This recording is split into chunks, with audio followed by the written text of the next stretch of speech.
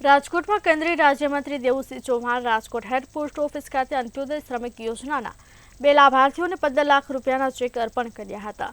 Post office દ્વારા કાર્યરત આ યોજનાના કારણે છેવાડાના માણસને પણ મેડિકલ તેમજ મૃત્યુના સંજોગોમાં અપાતા લાભો અંગે જાણકારી આપી હતી।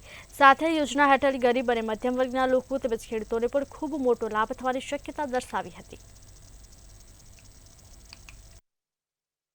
રાજકોટ સર્કલ હેઠળના 2 લાભાર્થી કે જેઓએ અંત્યોદય શ્રમિક સુરક્ષા યોજના હેઠળ અને SSY યોજના હેઠળ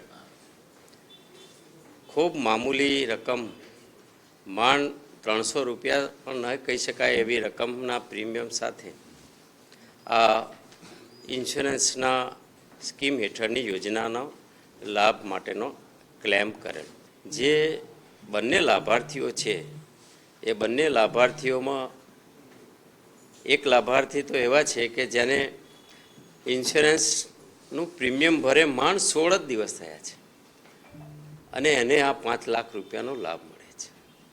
એક લાભાર્થી એવા છે કે જે એના પરિવારજનો પણ જાણતા નહોતા કે એના પરિવારના વડીલે મોભીએ મુરબ્બી હકાભાઈ કે જેમણે આ ઇન્સ્યોરન્સની પ્રીમિયમ ભર્યું છે, પરંતુ અમારા વિભાગને